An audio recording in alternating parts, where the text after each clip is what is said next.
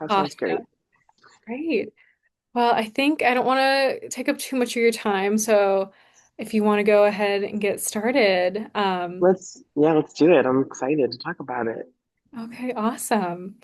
My first question is, what, if any, sexual education did you receive as a young person? If so, where and when did you receive that sex ed?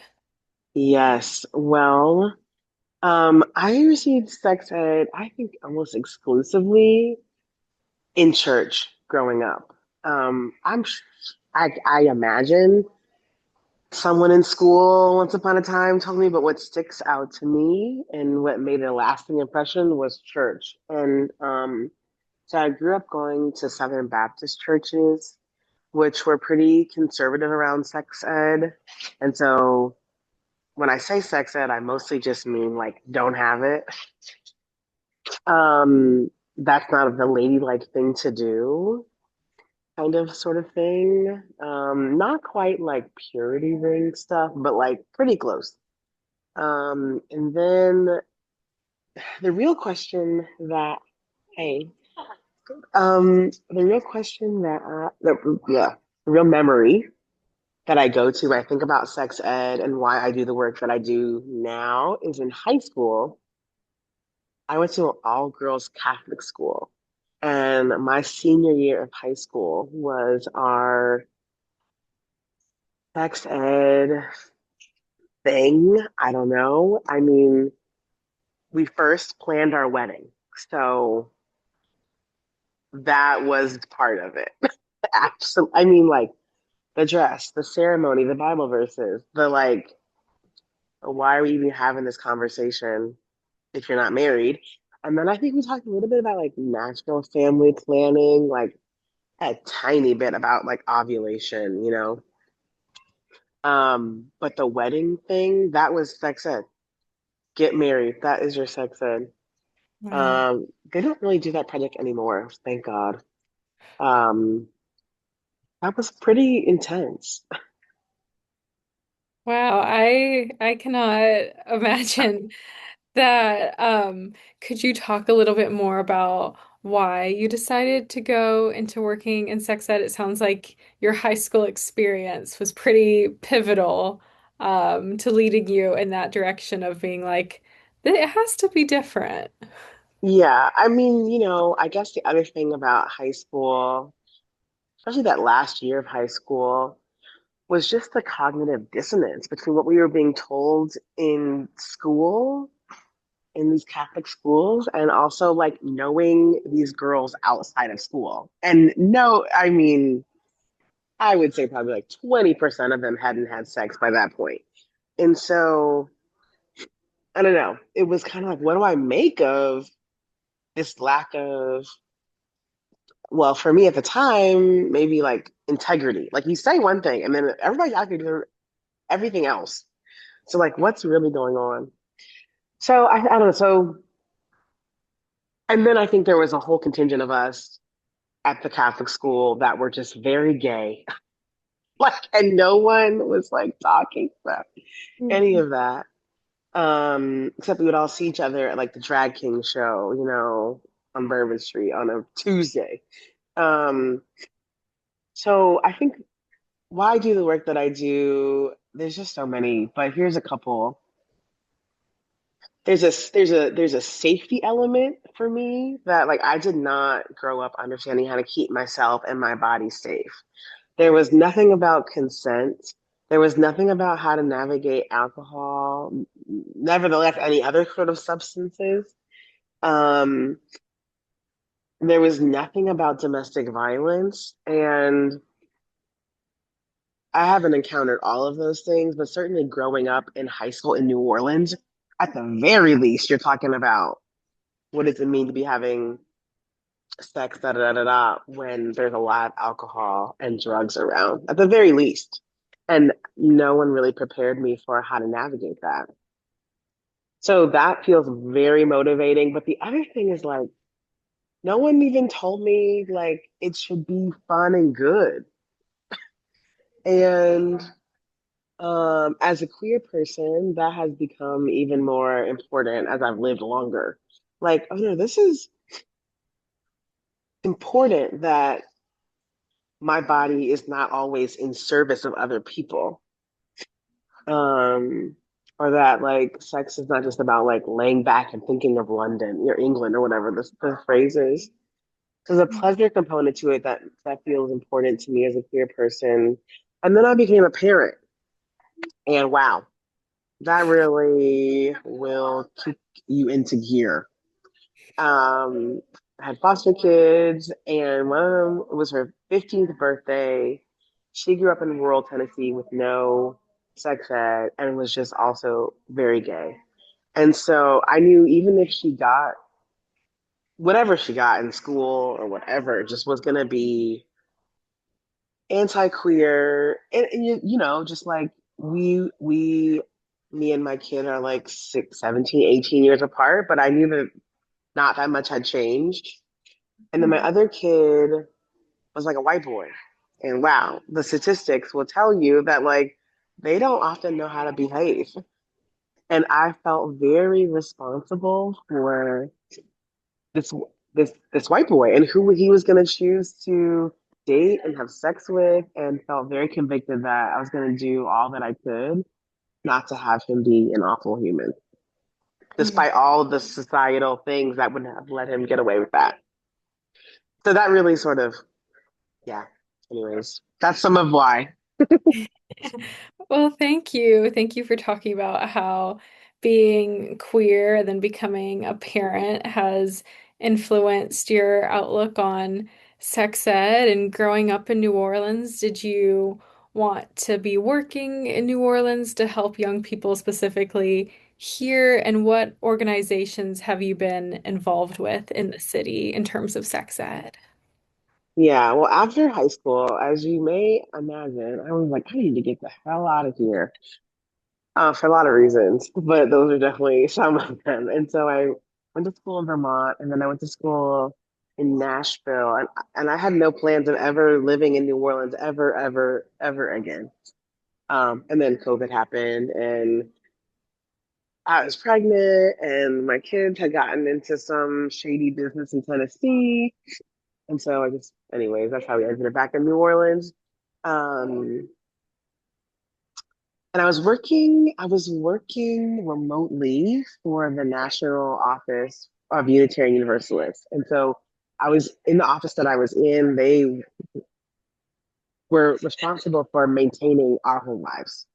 So I got to know them really well and got to go to the trainings to certify myself. Um, and then I just was kind of like walking around talking about how amazing Owl was. And then another pastor friend was like, I've been hearing about this. Let's talk more about it. And that's kind of how the work locally began, um, was just talking about it. And I think Owl, or the idea of having comprehensive sex ed in churches, the idea kind of speaks for itself, especially when like you have people running around like me who have just the opposite experience of anything like affirming or healthy. So I think people he couldn't probably help but to be curious or to like learn more about it. Yeah. Um, so yeah, that was First Grace United Methodist, and then I got hooked up with the Share Lab, the Sexual Health Education and Rights Lab, and um, there was Crescent Care in that mix, and there was Birthmark doulas in that mix, and there was the health department of the city in that mix. And it was a real coalition model for more sexual health education and rights in the city. That was great. That's so awesome. Could you do like a brief, I am familiar with OWL and know how amazing it is, but could you do a brief like synopsis of OWL and what the program is for folks who might be unfamiliar with Our Whole Lives? Yes, I would love to. Our Whole Lives is a comprehensive lifespan curriculum. So it goes from kindergarten through older adults, at developmentally appropriate material. And they focus on OWL values, which are like responsibility, justice, equity, sexual health, maybe inclusivity, I think was one of them. Um, and so it's not a value-less curriculum, but it is a curriculum, I think, that values the agency and values of each person. So I think about OWL as the curriculum where a kid or a person is going to learn what their values are, how to articulate them, and how to make decisions in accordance with them. Which is kind of, it's kind of frustrating for some parents who are like, but you mean you're not going to tell my kid not to have sex? It's like, well, yes, we are. We delayed sexual activity is one of the, byproducts of OWL. But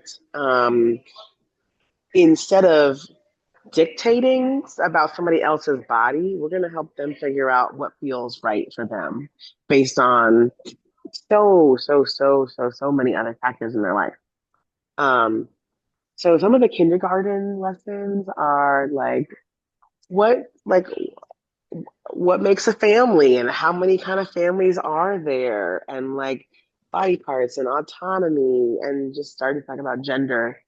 And I know at the older adult spectrum, they talk about grief and the hormonal changes that happen at the end of life. And they talk about STIs because that's a concern even for older adults who maybe haven't had to worry about that for 50 years because they were maybe in a monogamous marriage. So everything in between that, some of the young adult curriculum goes into kink stuff and non-monogamy. So it's I mean, really comprehensive, comprehensive.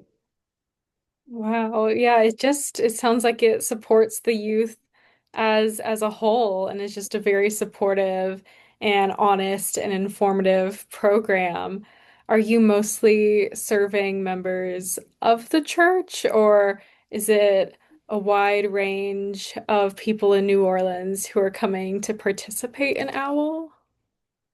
Yeah, that's a good question. At First Grace, they were limiting it to, I would say, members and close friends. Mhm. At the Unitarian Universalist Church, they were advertising it widely. Um, I think we'll see First Grace start to publicly advertise it, but there's something because it's kind of a risky thing. Mhm. At its outset, Owl got into some hot water when some of the um, anti-abortion people, or some of the more conservative folks, got a hold of it, and so there's real risk and danger in running the program, which is also why we require parental consent, which is again also tricky, but helps to protect the institution and the folks running it, um, so that there's buy-in all around and that there's at least a little bit of a sense of safety around who's participating and has access to it. Yeah. Gotcha. Speaking of owl being in hot water, what are some other challenges of just running the program, whether that's resources, funding, the political landscape, all the things? Yes. Well, and the political landscape, I think, makes it a little easier to run OWL because Hmm. parents are freaking out Yeah. because they know their kids are not getting it in school and they know they're not getting it anywhere else. And they know that in order to be an effective parent, they have to sort through all kind of stuff from what they learned growing up. And so they know they need help. So I think it works in our advantage, especially in the South. Um, I think one of the challenges is that depending on which age range you're running, it can be quite a commitment. So to run the whole thing in its entirety. So for example, I think the seventh to ninth grade curriculum, you run the whole thing, you're spending 2 hours minimum maybe every week, all school year. Mhm. That's wild. Obviously these kids are very programmed and they have soccer and da da da da da da da. And so to get that level of commitment from parents, who are doing a billion other things is pretty difficult. Um, and so people have different relationships to that. Some people are like, anything is better than nothing. We're gonna do what we can and we'll make it work. And then some people are like, we don't want to get in trouble with the national office. So like if we can't do it, then I'm definitely more in the like the situation in the South is pretty dire and this is life-saving information. And so in the ways that we can, we're gonna do it. Um, yeah, again, different risk tolerances and different tolerances for like upsetting people. Um, and the other thing that's a little prohibitive is hypothetically, in an ideal world, you have trained facilitators, but the training, so you can do it online. I don't love that. And it maybe is like 250, no, like $200, and it's maybe like 6 weeks. Again, like 90 minutes per session. It's a lot. And if you do it in person, it's also a lot. It's like $250, $300 to like pay trainers to come inside, like to come in town. It's just a weekend. Um, and that's pretty prohibitive for like people who want to facilitate this curriculum. And I don't think I wouldn't want anybody to just do it, but I don't think it's rocket science, you know? So I think as I'm thinking about helping more places in New Orleans start our programs, as much as I love the trainers that we worked with, I probably wouldn't go through all the trouble and the money to bring people in there. Um, yeah, anticipating all that that might bring, but I just don't think it's very necessary. Um, yeah, I mean, and I guess to that point, the facilitators are all volunteer, and that's just hard. It works best at first grade where they're parents, but I know that parents also get tired and um, it's not always a sustainable model either. So if we could offer stipends, I think that'd be cool because you could get more queer and trans facilitators, you could get younger people facilitating. I just think it opens up who's able to participate and be a leader in the program. Those are a couple. Sounds like there's many logistical issues at hand that come into play to running Owl. So you mentioned kind of like the more behind the scenes of bringing Owl to more churches. How would you describe your current role in the program? Because you're also a reverend. You wear many hats. Yes. So my role in the program, mostly I have worked most closely with First Grace. And my job there was just to like help them get it off the ground into a sustainable place. I think they're there. I saw Pastor Sean, who's the minister there, and he said, he's funny. He said, "Great things are happening at First Grace because of you." And I'm like, okay. But really, I want to resource and then like back off. And so right now I'm was thinking today about what other congregations might be a good candidate for an owl program because I just feel like you can't have too much owl, to be honest. Um, you know, we could go into this whole thing about STI rates in New Orleans skyrocketing and who it's affecting, but um, yeah, so that's my role right now is like, okay, how can we do this again? Rinse and repeat. Um, rinse and repeat. And I guess the other thing, alluding to what I just kind of shared about the rates skyrocketing, most of the congregations that are interested in OWL or know about it are those like progressive Christian communities, but that's not really where our communities in New Orleans are being affected. So that's a whole other sticky situation. Like, how do we build relationships and organize with folks in New Orleans East, for example, or in the Lower Ninth Ward, that tend to have more conservative theologies around sexual education? That's really who needs it, or where I'd like to be working. Um, Yeah. Yeah, well, thank you. You mentioned these different places around New Orleans and also the current political landscape that's actually drawing more students to participate in OWL because they're not getting it in schools. So, could you talk more about how place impacts the teaching of sex Mm. ed and what makes New Orleans unique? Mm. Mm. Ooh. Oh, that's juicy. When I think about New Orleans, there's this juxtaposition of this conservative, like Southern politic, but also this Catholicism that is pretty clear most of the time about where it stands on these issues. But New Orleans is also a place where we are so in our bodies in so much of the year. And we're a culture that values pleasure and play and celebration. And so that that I think makes this place unique. I mean, you could go anywhere in the South and you're gonna find that conservative, like the viewpoints and practices around sexual health and education. You could even go to like other Catholic places like Boston and get that sort of flavor. But I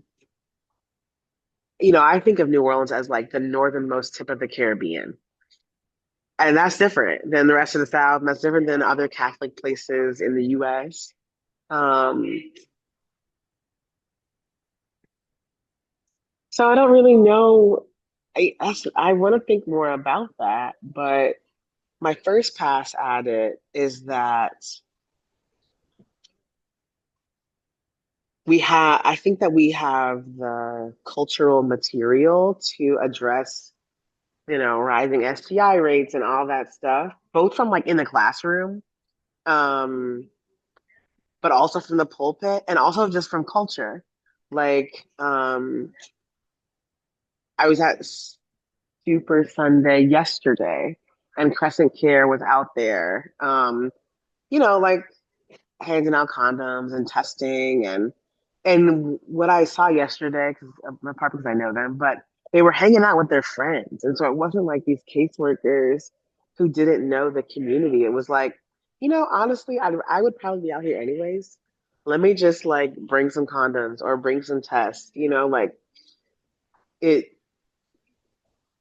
I don't think it felt as out of place as it would have um in other places. And that's the same for like Mardi Gras. Like I just think, yeah, but we in New Orleans have bodies in a way that other other places just don't make space for.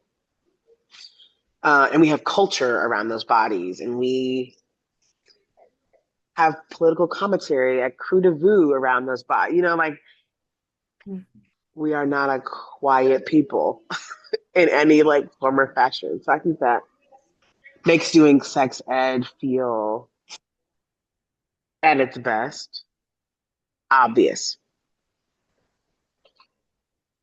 I think I'm gonna chew on that some more. That's a great question. Yeah, well, thank you. I love your just little story from the other day about Crescent Care. That's just a great and beautiful example.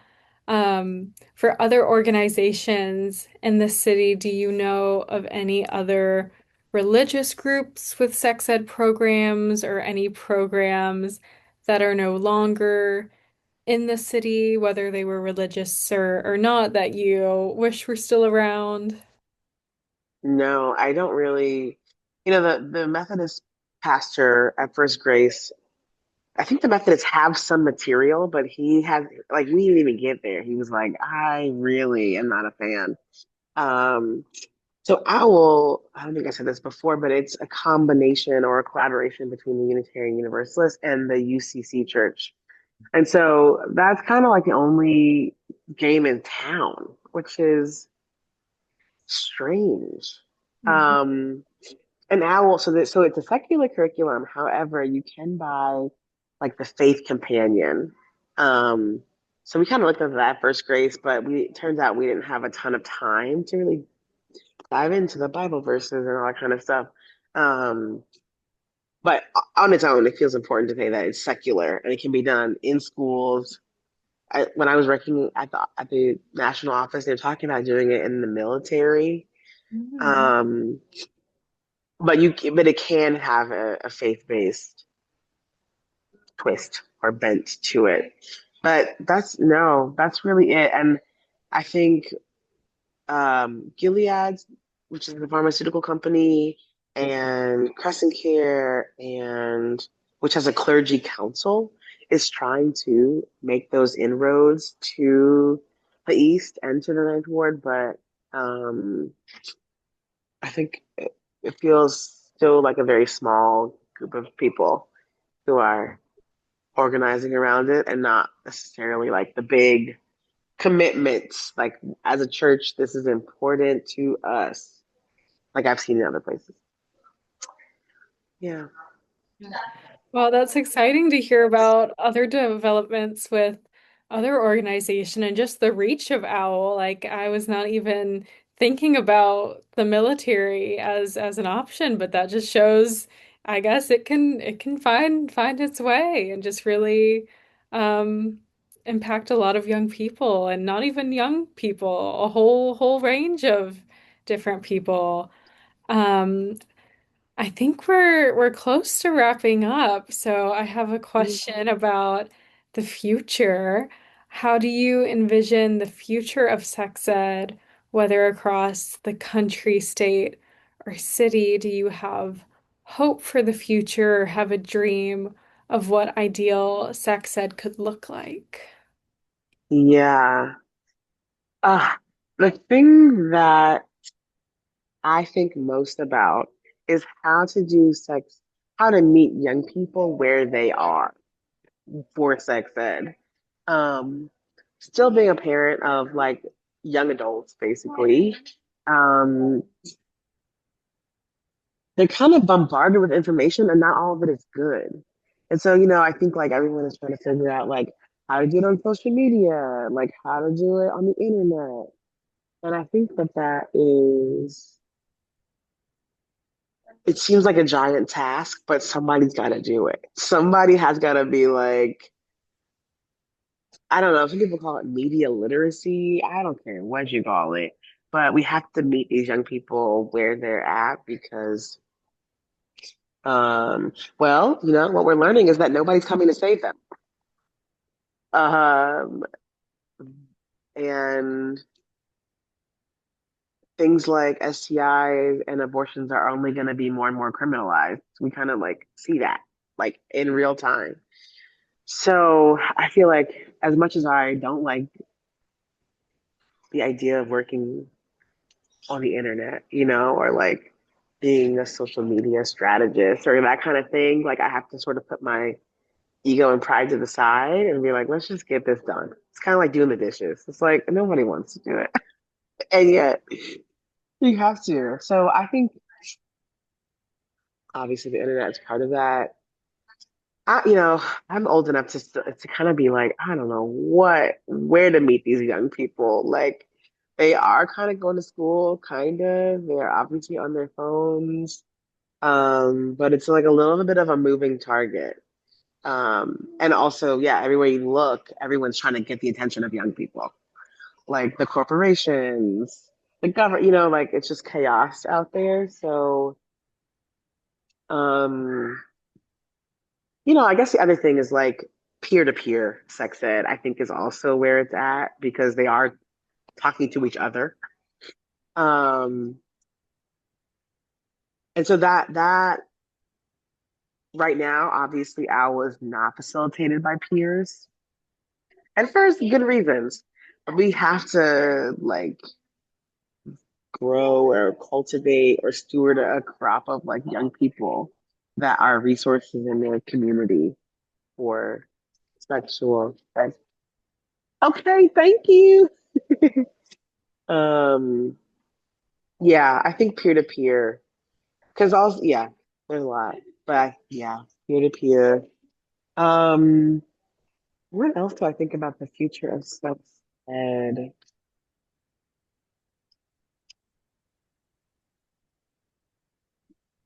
Yeah, I think it'll be an interesting balance, like to think about keeping pleasure and joy in mind while also like the increasingly severe consequences of actions. I'm like, maybe we need to read about the AIDS crisis because um I feel like this is a moment that's equally as scary. Maybe not for not for everybody, but certainly people who can't go out of state to get care. But queer people didn't stop dancing. They didn't stop going to the parties. They didn't stop having sex. And so I often feel so curious about how they did both at the same time. Um, yeah, yeah. There's a lot of wisdom in those elders, I think. Yeah. For sure. We gotta keep dancing during these hard times. Um, but those are good points to think about for the future. And is there anything else that you feel like we need to talk about that we haven't already covered?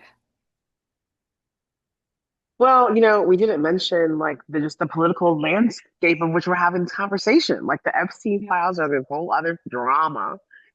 Um, and I don't know exactly what that means, but it means something that we're having this conversation while all of that is, I don't know, being revealed, perhaps continuing. Like, like no, who's to say that that has all stopped either? So it kind of feels like this rolling boil of a Me Too moment of like us reckoning as a culture about misogyny and gender and sexual violence. There's just something about that that feels, I don't know. I think about like how do I explain to my 5-year-old in like 5 more years, like she's gonna be like, now what was this? And I'm like, wow, yeah, we were awful. The whole thing, throw the whole thing away. Like I think there's a healing, yeah, there's a healing part to this too. Um, that's part of sexual health and education work. Um, both for like older people who are learning new ways of being, and for young people because this is like still the water that we breathe in. We still swim in a culture of like sexual violence. Um, and even a 5-year-old, even a 6 and 7 and 8-year-old, they're impacted by it. So I don't know, prayer. That's my final word. Something, something, ritual and community feels like a big piece of it. I love that community and healing. And I should have asked this earlier, but when you brought up the political landscape, does Owl having the religious affiliation through the church, do you feel like that adds a layer of protection to the program that it can operate by having this religious claim to it? Yeah, I think so. Well, certainly, like at least denominations like Unitarian Universalism or the UCC folks, they are um, congregational, and so they're pretty autonomous. Like no one can really, unless you're like breaking the law, but even still, no one can really tell them what to do. So that's cool. And they do have that religious freedom angle that I think will could be helpful. Um, and also the other tangent that we did not go on is just that the church has been so involved in sexual violence and all these awful things. Like it feels powerful that a church, even if it's not like the church, a church is taking responsibility and doing something different. Um, but yeah, I think there is an angle of if it comes to it, we'll be able to do it past when it's allowed or when it's as safe to do it on the outside as it would be in the inside.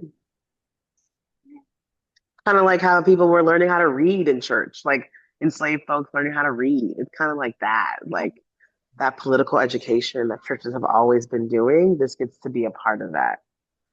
That's good. That's a good thing. That's a very good thing. Definitely. Well, thank you, because I know I said I would ask my last question multiple questions ago, but I think that actually was my last question. So thank you so much for taking the time to meet with me. I really appreciate it. Oh, it was such a pleasure. Thanks for your thoughtful questions.